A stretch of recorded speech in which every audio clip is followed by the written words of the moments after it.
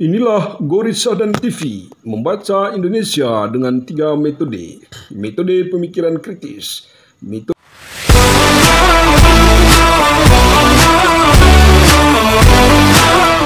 Inilah Gorissa dan TV, membaca Indonesia dengan 3 metode. Metode Selamat pagi kepada pemirsa Gorissa dan TV di seluruh Indonesia. Gorissa dan TV membaca Indonesia dengan 3 metode pemikiran. Metode pemikiran kritis, metode pemikiran analitis, dan metode pemikiran reflektif. Pemirsa Gorissa dan TV di seluruh Indonesia, pada pagi hari ini kita kedatangan tamu yang sangat istimewa. Beliau adalah Paula Stella Landowiro. Jadi Nu Paula ya. Nah, Nu Paula ini sehari-hari bergelut dengan usaha ekonomi kreatif sebenarnya, tapi lebih khusus kepada sepatu etnik ya. Dan pada pagi hari ini kita berbincang-bincang dengan Nu Paula tentang tenun dan peluang kemandirian ekonomi bagi perempuan ya. Nah, kita mengetahui bahwa banyak pelaku ekonomi kreatif ya, khususnya tenun itu adalah perempuan ya. Dan tentu saja diskusi ini adalah salah satu ruang bagi perempuan di seluruh Indonesia untuk membuka pikiran ya, termasuk juga akses ya, bagaimana mereka bisa menjadi perempuan yang tangguh, perempuan yang mandiri ya. Tentu saja untuk Indonesia yang lebih sejahtera, Indonesia yang lebih maju ya. Waktu dan kesempatan kita berikan kepada Nu Paula, silakan. Terima kasih Bapak Goris dari Goris TV. Selamat pagi. Sekarang kita direkod di pagi hari ya. Yeah. Cuaca Jakarta yang mendung.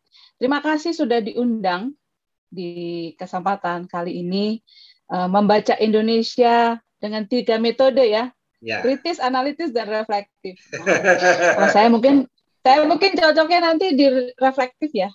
Ya. Karena saya mesti kasih ini disclaimer. Saya bukan ahli tenun, ya kan?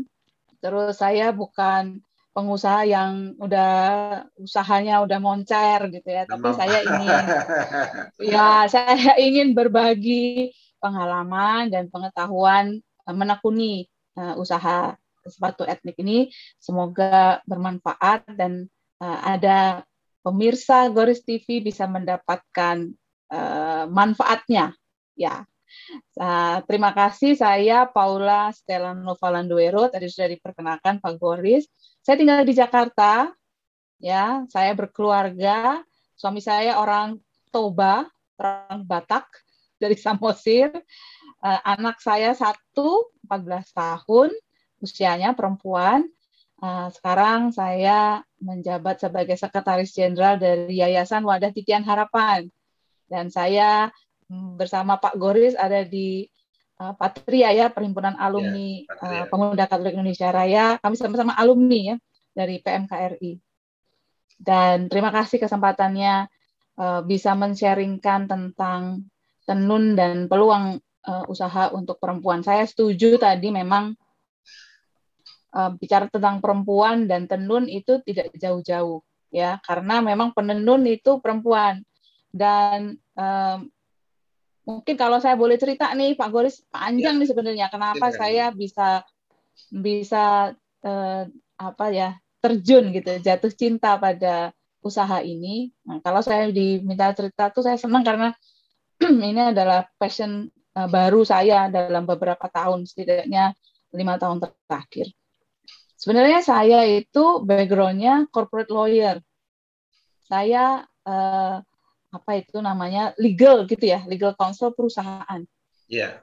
Di satu perusahaan, dan saya waktu itu, bapak saya orang Flores, orang Manggarai, tapi dari kecil kami tidak terlalu diperkenalkan begitu ya dengan hal-hal yang sifatnya itu kedaerahan. Kemanggaraian. Ya. Kami tidak di Kemanggaraian ya, nggak mungkin tapi karena mungkin anak-anak apa sih gitu ya, nggak terlalu tertarik begitu. Nah, Di tahun 2016 saya masih corporate lawyer di satu usaha di perusahaan yang cukup terkenal. Di 2016 saya mulai diminta oleh pemilik perusahaan itu untuk serius menekuni yayasan yang beliau dirikan. Keluarga ini dirikan. Nah, dari situ saya salah satu yang saya lakukan adalah berkunjung. Ya, karena yayasan ini fokus pada community development, maka saya datang berkunjung.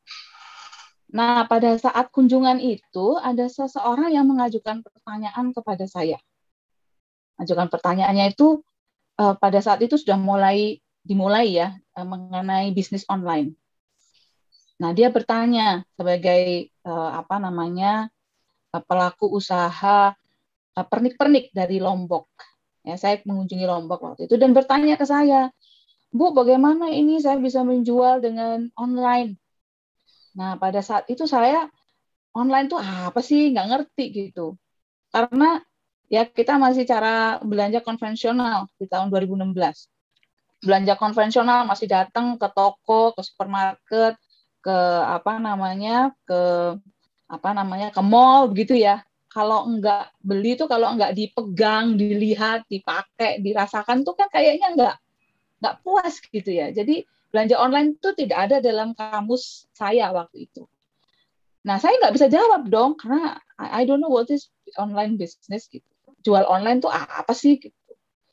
Itulah yang jadi trigger, jadi pemicu saya, saya pengen tahu nih belajar jualan online tuh kayak apa. Karena dari cerita itu sepertinya dia pengen ada upaya gitu, gimana supaya jualannya, produk kreatifnya dia itu bisa tembus sampai ke luar Lombok. Karena kalau dijual di Lombok aja, ya mungkin hasilnya gitu-gitu aja ya. Dari situlah saya mulai belajar, apa sih bisnis online? Saya mulai belanja online dulu. Dan belanja online tuh, Pak Goris pernah belanja online nggak? Oh, sering. Pada saat itu online ampun semua deh. ini online. Online semua ya. Nah, online. sekarang kan udah mulai online.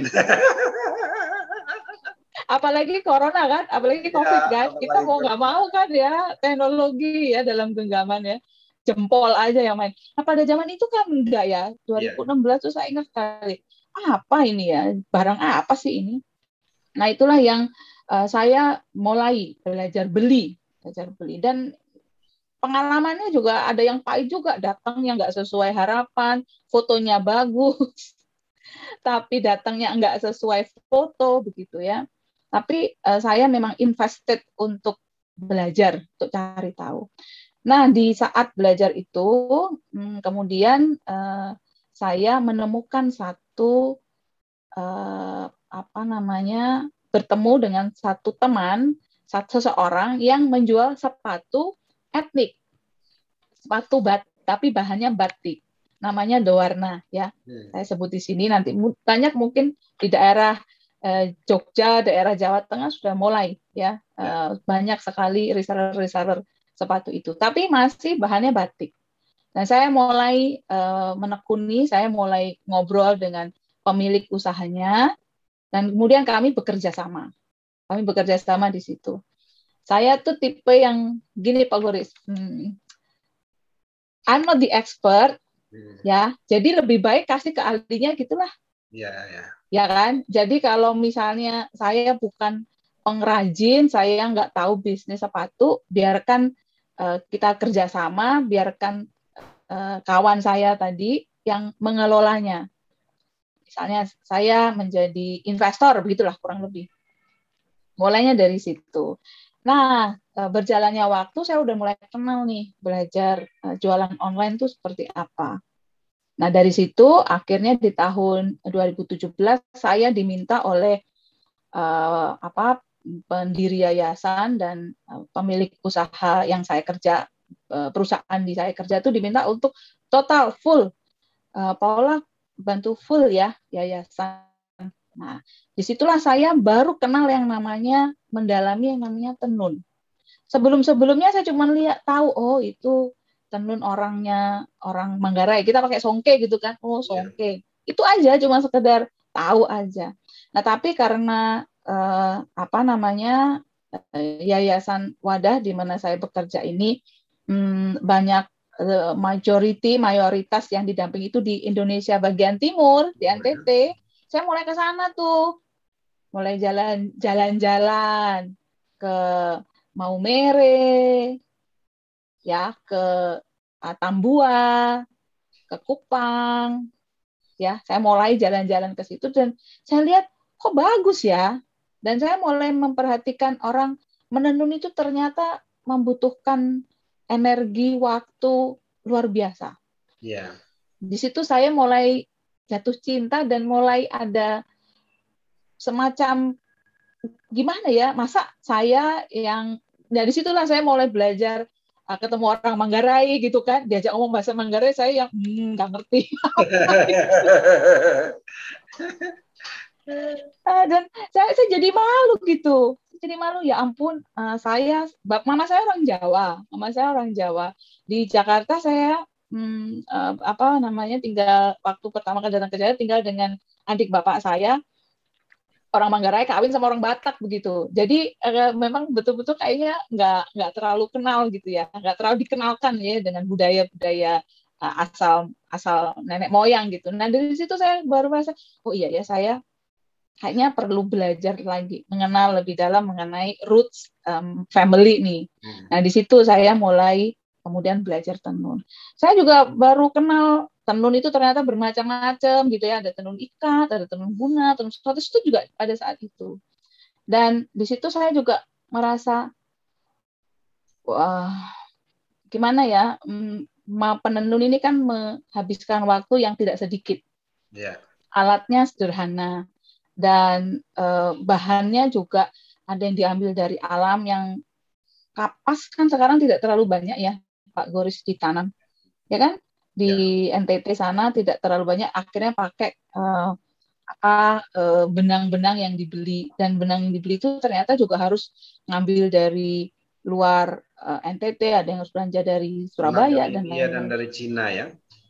Benang dari India dan dari Cina itu kan membuat saya, aduh, ya cuman prihatin gitu, tapi nggak ngerti mesti bagaimana. Nah dari situ kemudian saya kenal dengan tenun, saya mulai jatuh cinta dengan tenun. Di situ saya juga dipertemukan dengan satu teman yang punya usaha khusus tenun NTT, sepatu. Saya bilang, wow, ini kayaknya saya dapat nih. Selama ini yang saya saya pikirkan, saya menemukan salah satu jalan keluar. Dan akhirnya saya saya datang ke workshopnya, saya tanya bagaimana kita bisa bekerja sama. Nah, disitulah akhirnya yang sepatu batik biarkan dengan dikelola oleh yang sudah profesional, yang udah tahu, ya saya sebagai kawan bisnisnya. Nah, yang di sepatu tenun ini saya mulai dalami. Dan memang sepatu tenun ini segmennya tidak banyak. Tapi menurut saya peluangnya ada. Nah, karena saya melihat tenun-tenun yang diproduksi oleh mama-mama tadi, biasanya kan dipakai untuk baju, dipakai untuk sarung, ya, dipakai untuk kegiatan-kegiatan upacara-upacara. Terus kemudian saya mulai, kenapa enggak ya tenun-tenun yang dibuat oleh setidaknya dampingan yang ada di Yayasan Wadah itu mulai saya salurkan ke usaha sepatu ini. Gitu. Cuman tidak mudah nih. Tidak mudah karena apa? Salah satu kendala kita itu adalah kualitas.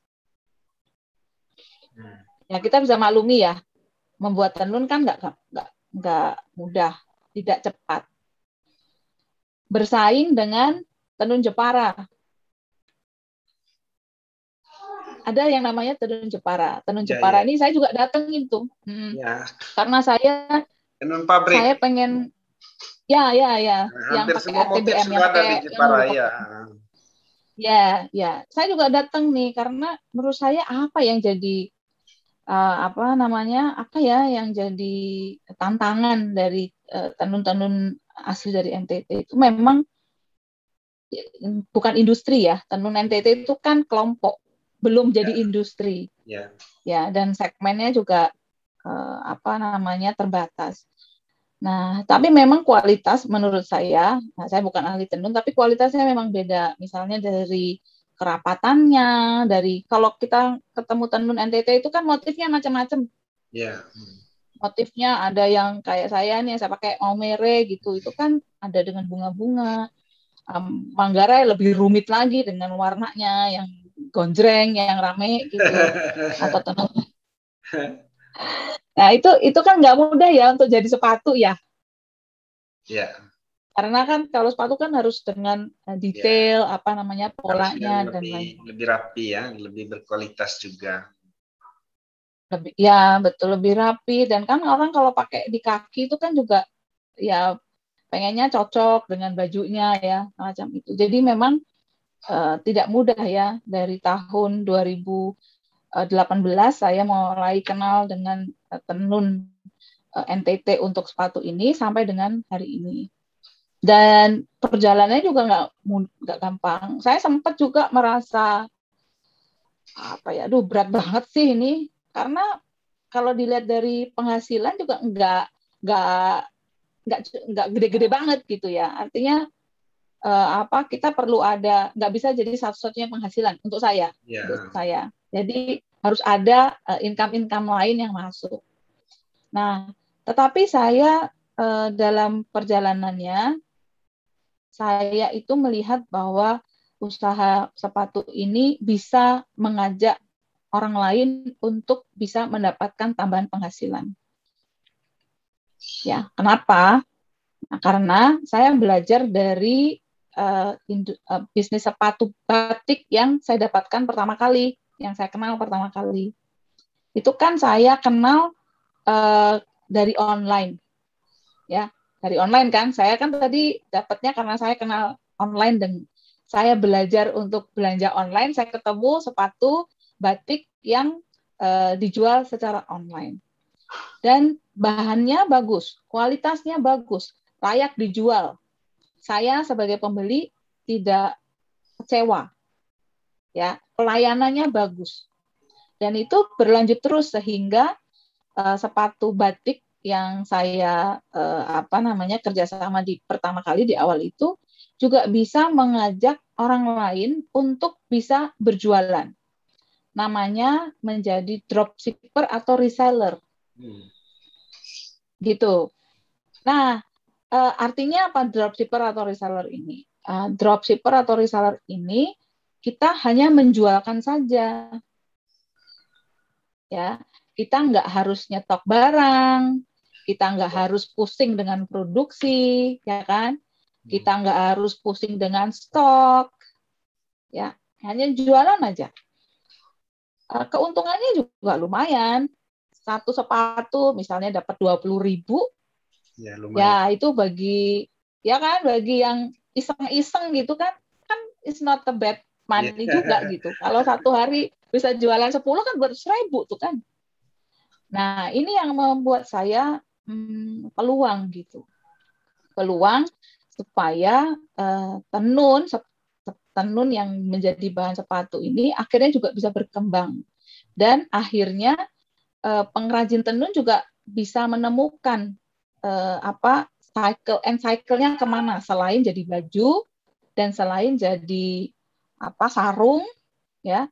Oh, ada juga loh ternyata bisa jadi sepatu. Begitu. Nah, sehingga pada saat saya belajar bagaimana menjadi dropshipper dan reseller itu, saya juga akhirnya mengoptimalkan platform itu, cara itu untuk sepatu etnik ini. Nah, saya namakan Namora. Namora ya. Coba Namora itu Namora ya. Sip ya.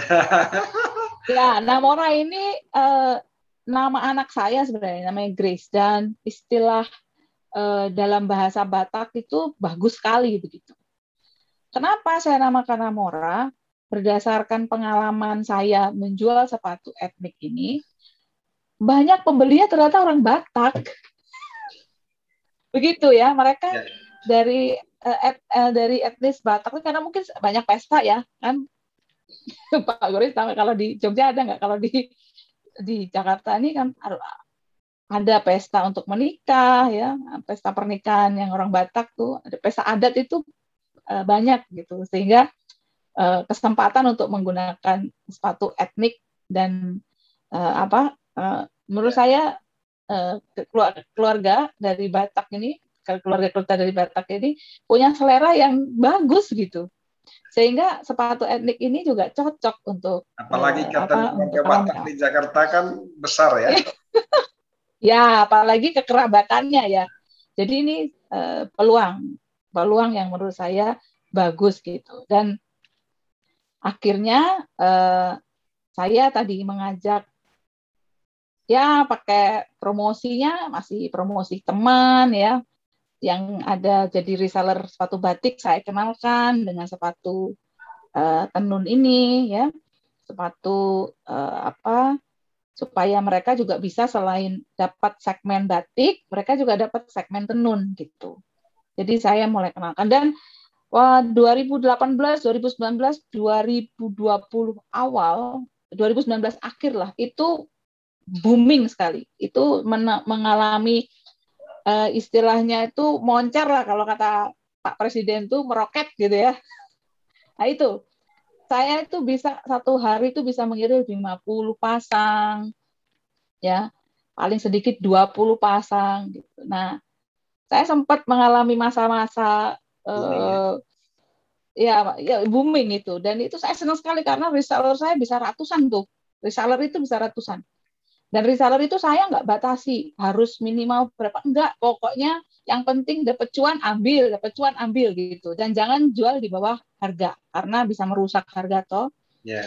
Jadi saya tidak terlalu restricted dengan aturan reseller. Yang penting tidak dijual di bawah harga yang sudah kita tetapkan. Ya, dan menurut saya ini win-win gitu. Mereka juga bisa dapat penghasilan, saya juga dapat penghasilan, dan akhirnya supply tenun juga bisa masuk begitu. Tapi karena di akhir 2019 saya merasa udah mulai sedikit turun nih. Akhir 2019 udah mulai sedikit turun, dan di 2020 saya udah awal corona nih, awal corona nih saya udah ngerasa aduh sulit nih. Saya udah menemukan seperti stagnan gitu.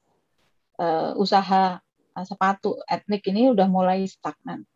Saya harus berpikir gimana ya caranya untuk bisa terus bertahan. Yeah. Kena corona. Yeah. Kena corona. Nggak ada orang pergi ke kantor, nggak ada yang pakai sepatu. Itu tidak hanya saya rasa ya, hampir semua industri, hampir semua manusia di dunia mengalami hal yang sama. Dan saya sempat tuh, saya selesai aja deh. Sempat saya kayaknya ini it's not my business, ini saya nggak mau lanjutkan. Tapi kemudian saya kembali lagi kepada tujuan awal saya. Kenapa sih saya ada di sini? Kenapa sih saya menekuni usaha ini? Kan bukan cuma karena uang toh, ada hal lain dan yang menurut saya hal lain itu adalah reseller-reseller yang mungkin tidak signifikan penghasilannya dari usaha sepatu ini, tapi setidaknya mereka mendapatkan sesuatu walaupun sedikit, ya 20.000 untuk satu sepatu, kalau bisa lebih puji Tuhan, alhamdulillah, ya kan, satu hari. Dan ternyata perasaan saya benar gitu.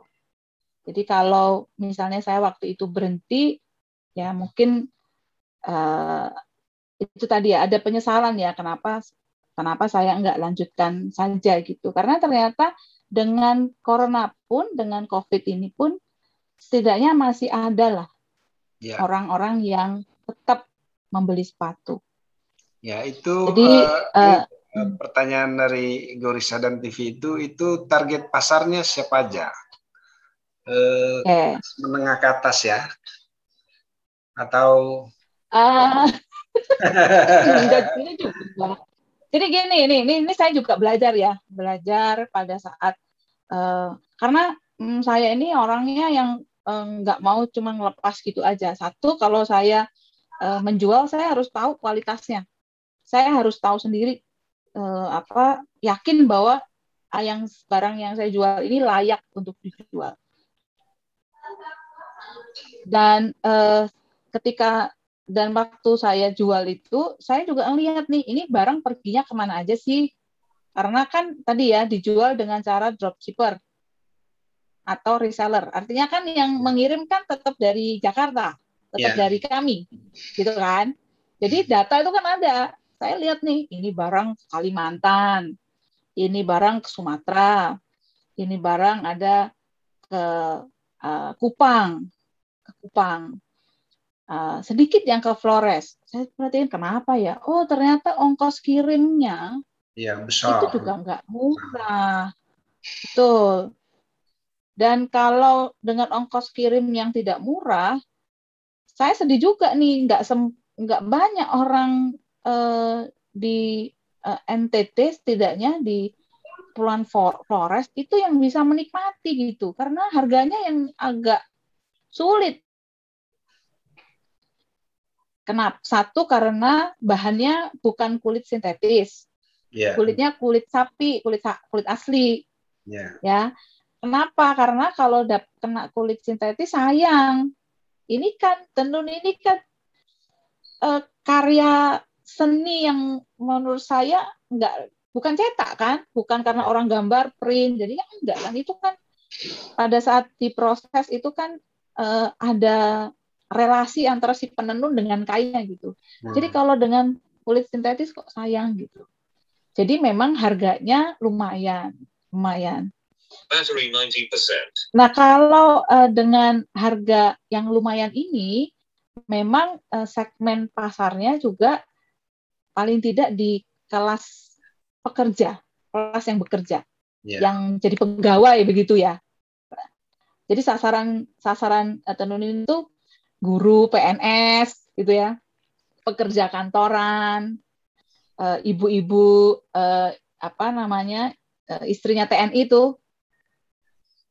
Ya kan kadang-kadang perlu seragam atau perlu acara ya pakai tenun gitu. Istri polisi. Ya. Jadi memang segmented gitu, nggak seperti sepatu batik yang di usaha saya yang kerja sama yang saya pertama yang memang harganya di bawah ini.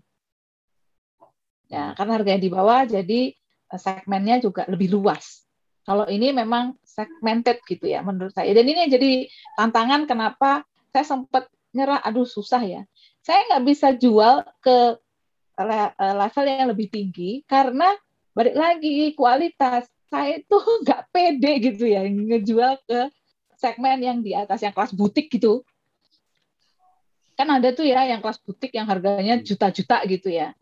Saya belum pede gitu. Karena itu tadi, saya sangat memperhatikan kualitas. Jangan sampai, kan kita kalau jualan itu kan yang paling penting reputasi. Reputasi kan, kalau sekali reputasinya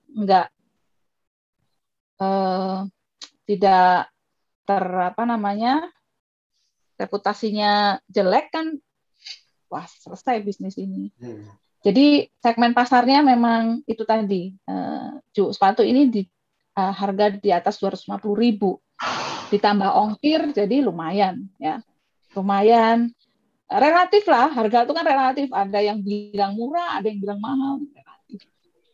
Nah, karena itu tuh berdasarkan data kirim kemana itu, saya kira ketemu, oh ternyata banyak ya ke arah Sumatera, ke arah Kalimantan yang membeli. Dan ternyata mereka juga tidak membeli untuk dipakai sendiri, tapi mereka juga jualkan ke tempat lain, misalnya teman kantornya, ya teman kantornya, teman kerjanya, ada juga yang tetangganya nitip, karena kan lumayan ongkirnya, ongkos kirimnya 1 kilo bisa 3 sepatu misalnya. Ya. Itu kan lumayan kan. Nah, Ya. dan buat saya berarti bisa sharing profit kita gitu. Berarti bisa sharing penghasilan walaupun mungkin tidak banyak. Nah, itu yang membuat saya sampai sekarang terus bertahan. Walaupun sampai hari ini juga tidak mudah. Bisa loh, saya nggak bisa ngirim sepatu, artinya nggak ada penjualan tuh bisa. Ada situasi, apalagi dengan COVID pandemi 1,5 tahun ini. Tapi kembali lagi ke tujuan awal kenapa saya menekuni ini, karena tidak hanya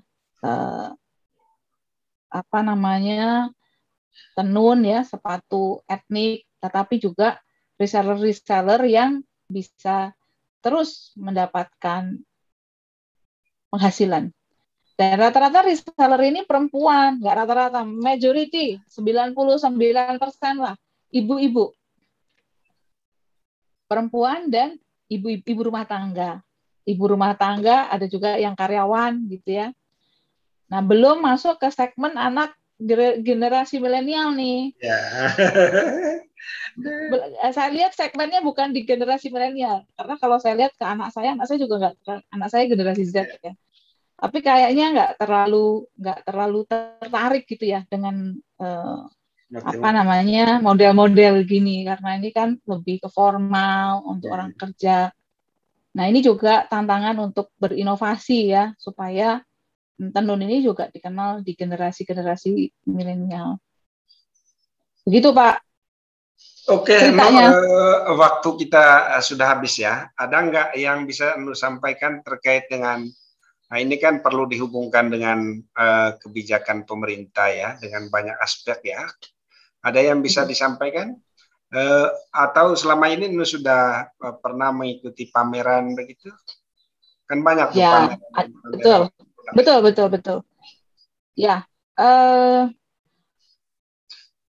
pameran menjadi salah satu upaya ya untuk memperkenalkan, tidak untuk menjual, untuk memperkenalkan. Karena pengalaman saya, pameran ini lebih pada promosi saja ya, promosi, belum sampai kemudian target penjualan seperti apa, enggak. Saya sebenarnya punya harapan dan saya tidak tahu apakah ini realistis, terlalu memaksa atau bagaimana. Di tahun 2019 akhir, saya sempat datang ke Labuan Bajo, ke Manggarai, ke kampung di mana bapak saya dan keluarganya. Saya punya kerinduan itu untuk ada industri sepatu ini di NTT sendiri. Iya.